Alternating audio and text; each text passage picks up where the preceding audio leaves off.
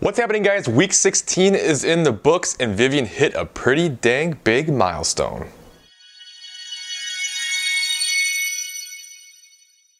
As I'm sure you could probably tell from the title, Vivyen hit the 300 carb club this week, which is freaking fantastic. Whenever somebody hits 300 carbs, that just gets me super excited. That just really shows that the process has gone very, very well. And if you don't know what that means, 300 carb club means she is now eating 300 carbs per day. So if you look at her nutrition, she got a 10-gram increase this week because not only were things pretty stable from last week, but she actually saw a little bit of a dip in the scale as well. So we're going to continue to feed her. So I gave her 10 grams of carbs, brought her up to 300 grams of carbs per day, and she is living the good life right now. So like I said, pretty exciting stuff. And when I look back, she started at 190 grams of carbs and about 1700-ish calories. And actually, you have to keep in mind too, she had reversed for a little while on her own prior to coming to me as well. I don't remember the exact macros off the top of my head, but I know she was around 1500-ish calories on her own. So it has come up quite a bit in that time. So the fact that she's still down in weight, obviously a huge added bonus. Not what we're trying to accomplish, but her body is just responding really well. And like I talked about before, a lot of it just comes down to compliance, being diligent with your nutrition, sticking to the process, trusting the process, and not having too many ups and downs. Obviously there's been some, but it just shows, like I keep saying over and over again, if you just get back on track and don't let it beat you down, really good things can happen. Now, if you remember last week, we were going to test something this week. Vivyen wanted to try to compensate for some overeating that she did one day, and she had overate by about 300 calories, wanted to try to make that up. In the past, that is not something that we had her do because it triggered some binging tendencies for her. When she tried to make it up, when she thought about taking away calories, it just made her feel like eating even more, and it usually turned into this big ordeal. So we have kind of avoided that. But she felt like she was mentally in a better place now and really wanted to give this a shot. So we talked about it, said, okay, let's try it, let's see how it goes.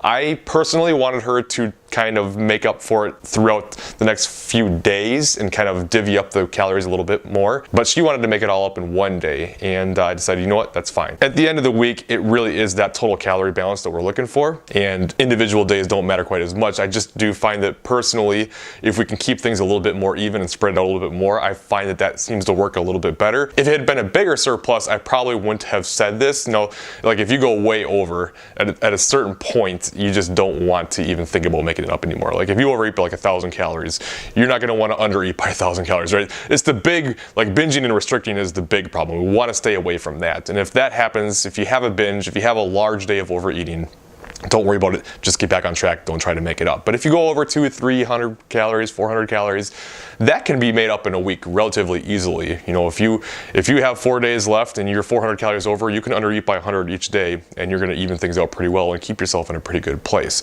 But at the end of it all, it really doesn't make a huge difference as long as you get back on track. I just find that it's really beneficial if you can make it up, just because, especially now, like it doesn't matter quite as much since she's in a really good place with her macros and she's eating a lot of calories, but this will be really good practice for her when she comes down the road to be able to cut again, because that's when it's going to be a much bigger benefit for her to be able to go through this process and do it. And it went really well. In fact, I want to just read her words word for word so that I don't goof it up. So this is what she had to say about the overeating and making it up. So she said, overeating on Wednesday and being able to compensate the next day without being triggered was a huge milestone for me. And the overeating was from not realizing that my protein source had more fats than I expected, not from feeling extra peckish late at night, so that probably made a difference. I want to say that I feel good hormone-wise because I don't have these strong physiological urges for sweets anymore. I enjoy eating a bunch of cookies, but it doesn't send me down a sweets binge anymore like it used to. I can stop at one serving, and I'm not relying on that dopamine hit to satisfy me because I'm finding more fulfillment in life. All amazing things. So that's awesome. Like I keep talking about it, how like the mental things that come from reverse dieting and creating a better relationship with food are so powerful and help so much in your long-term results. Just the fact that she doesn't feel the urge to like binge like crazy anytime she eats sweets is a huge win, and that just comes from practice and time and creating a better relationship with food.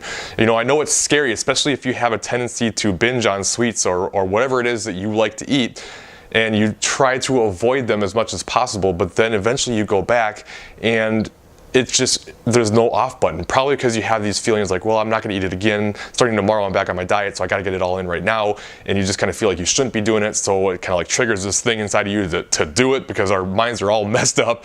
And it can be really scary. So it does take some willpower in the beginning stages to eat a little bit of something that you want, fit it into your numbers, and be okay with it. But when you practice it and get better at it long term, it really creates this like big picture effect where you really get into a better place with things, and that's huge. Like this, what she's talking about with being able to include some of the foods and just have a serving or two or whatever she wants and just be okay with it, not feel guilty about it, just move on, not feel the need to eat a lot more. That in and of itself is much more important than even the rest of the stuff that's happened with her. The fact that she's up, 600 and some calories since starting, down over 2 pounds, better body composition, smaller measurements, getting stronger, all these positive things that have happened physically from this process all pale in comparison to the mental progress that she's made. And that mental progress is a big part of why the physical progress happens, right? With one up here comes the other. So we can't underestimate how important it is to get your mind into a better place and create this better relationship with food so that you can see the physical progress that you want, which will only help give yourself a better mind as well.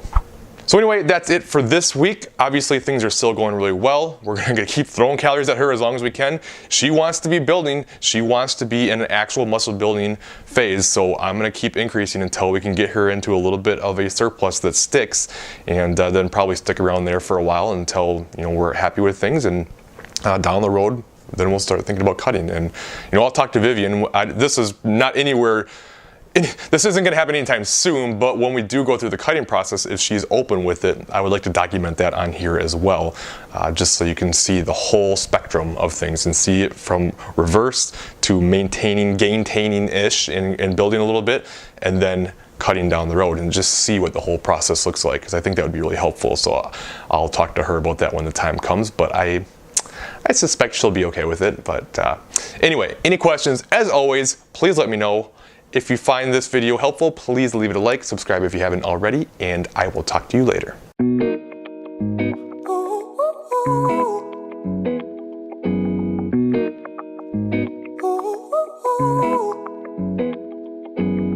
I'm addicted to the love that you're giving.